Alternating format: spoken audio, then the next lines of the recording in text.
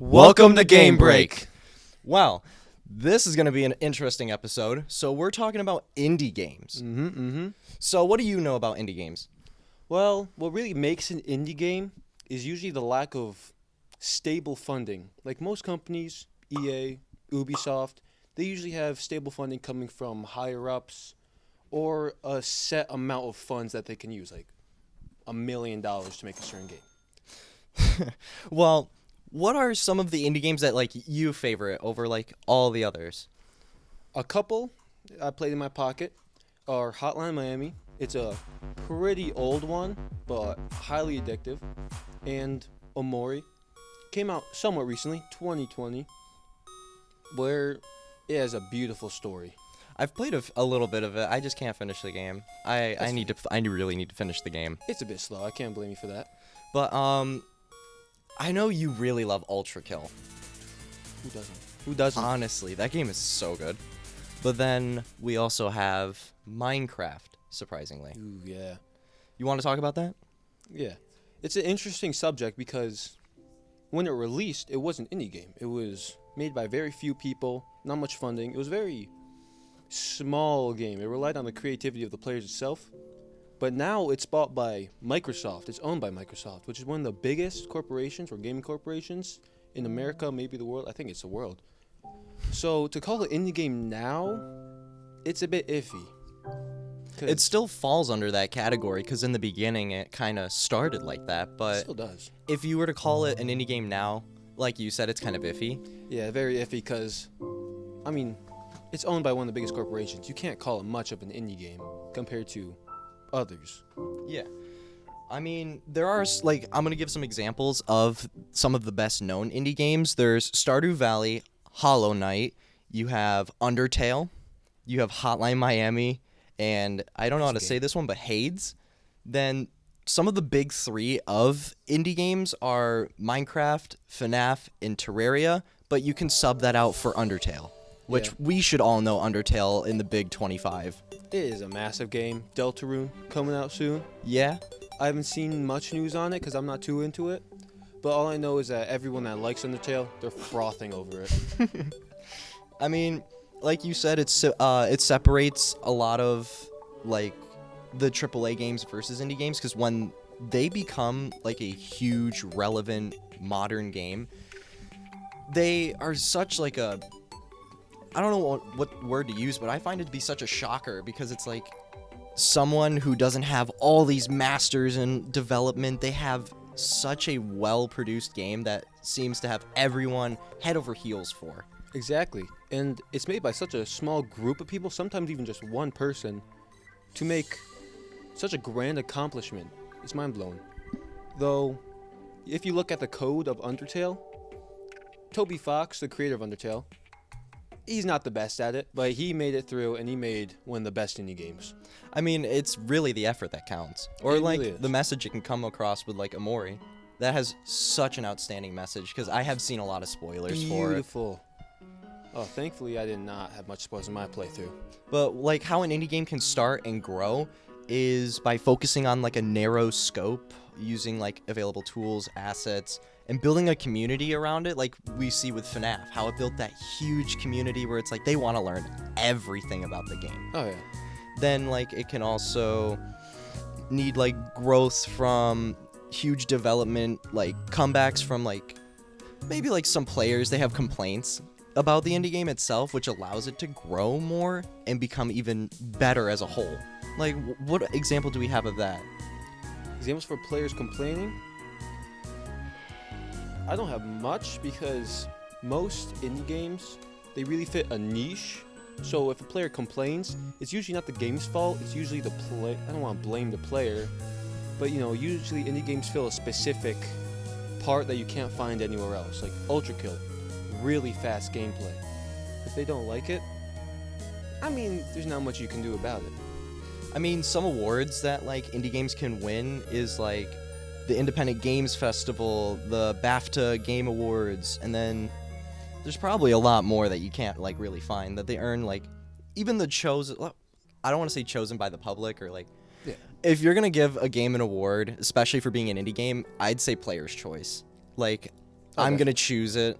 I'm going to like it. I hope it wins an award called the Player's Choice. Yeah, because indie games, they sometimes have a problem with when they release, they might not be too popular, but over time, that's when it really starts to grow.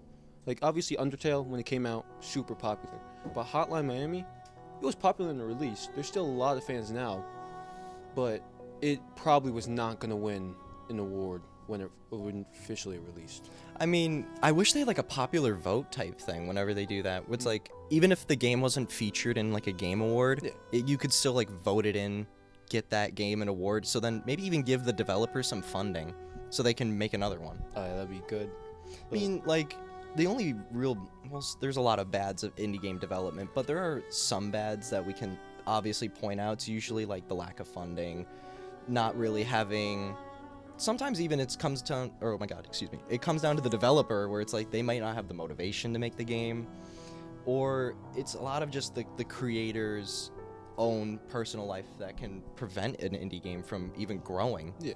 Like, I wish there was sort of like some hidden gems coming out for indie games, but I mean, they usually just never come out because usually it's either the developer shunning away from it. A good example of this is Silksong, which is a sequel, I'm pretty sure, to Hollow Knight, which most people that played it say it's one of the best games ever made, you know. I've not personally played it. I plan on doing it sometime, but the Silksong was announced quite a while ago, like years ago.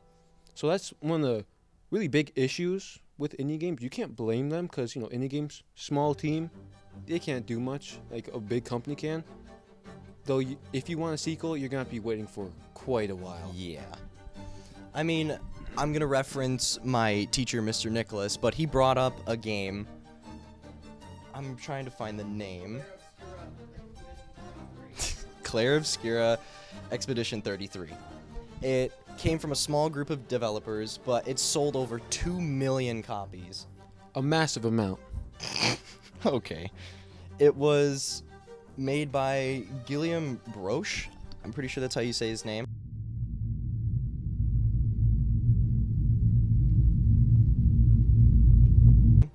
And I will quote him on this. It would have taken one 25 years to navigate all the bureaucracy in a AAA studio just to get started on the game. And it's more of like, I think it's a turn-based like RPG type game. Am I correct, Mr. Nick? And I've heard it's actually really good from our source, but he used to work at Ubisoft, and he quit because he was bored.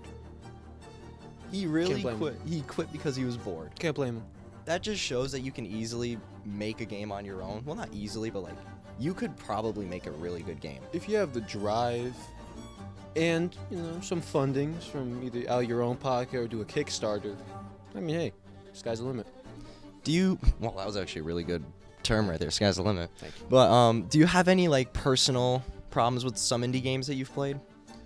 One of them, Amori. It's one of my favorite games of all time.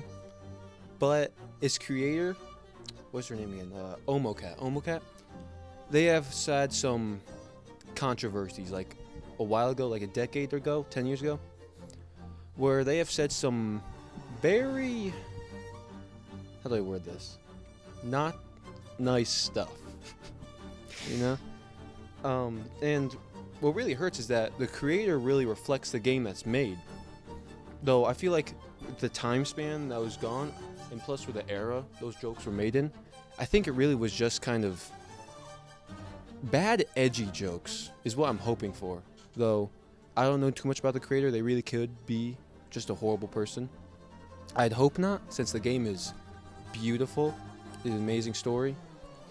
Do you really think like an indie game can just like completely fall because of a creator, or do you think it has its own standing even when the creator itself has done something wrong? I think it could have its own standing with, like, even if the creator's a horrible person, but it'll definitely drive some people away because the indie game, like, if people buy it, the funds are going to go, like, directly to the creator. And if the creator's a bad person, you wouldn't want to support that. We can see that in like modern music. I'm not going to say his name because he is a horrible human being, but he ruined his own career based off his own choices. Yeah, he really is. And I really don't want to see any more cases of that, but it's like it's becoming more and more like recent with some game developers, even some like music artists, celebrities. They're all coming out and saying these horrible things. I don't know how much separate the art from the artist I have left in me, man. It's getting tough. It's hard to do that after so many cases. It's so bad. It is really, really bad. I mean, is there anything you want to go over indie game wise? I mean, I think what the big three, not game wise, but what really makes an indie game, there's one of three things that they all need. And one of the three is story, a beautiful story, art style. Like, is it crayon, pixelated, hand drawn? Is it stop motion, like Cuphead? Oh, yeah. Or that's also hand drawn. And also gameplay. Now, obviously, it's like, FPS, third person shooter, RPG, turn based. But then they also usually add a own specific thing that makes it kind of branch off into its own little niche. Yeah, to make it like diverse from all the other games, so you're not just playing the same game over. Obviously. Like Fear and Hunger. I haven't played that game, but I've watched many things. It's very interesting. I think it really solidifies all three, maybe besides story, though, because the gameplay, it's interesting. It's hard when you first. It's really based off the knowledge of the game itself that could really make a difference. The story, it's kind of iffy. It doesn't really tell you it like flat out. It's mainly by how you play it. But the world itself is very interesting. It's just grotesque. Isn't Fear and Hunger the one game where it's like that little drawn like art style? I feel like it is. It kind of switches between the two, where it's hand drawn and also pixelated. Like when you get into fights, you see like the drawings, or don't want to see drawings, but the style of the characters. Because I'm pretty sure I played this with another friend, Terraria. They had a crossover in that if you like fight, I think it's a reindeer, like a winter boss, and you can get like a specific drop, and it's just like a huge reference to Fear and Hunger. Oh, nice. Like, I'm pretty sure that's true. Don't fact check me. I'm not.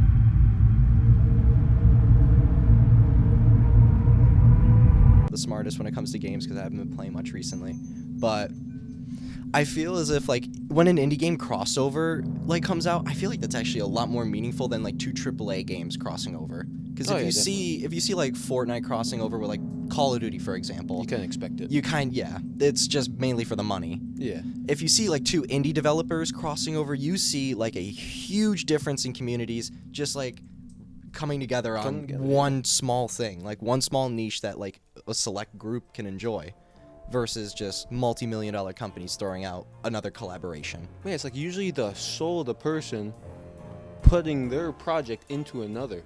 So to have a collaboration between the two, I mean, it's pretty good. I mean, like, I'm trying to think of what could be like in indie games like one big like issue when it comes to selling their product or trying to sell their game, because I'd say it's like the lack of diversity. I say it's probably marketing.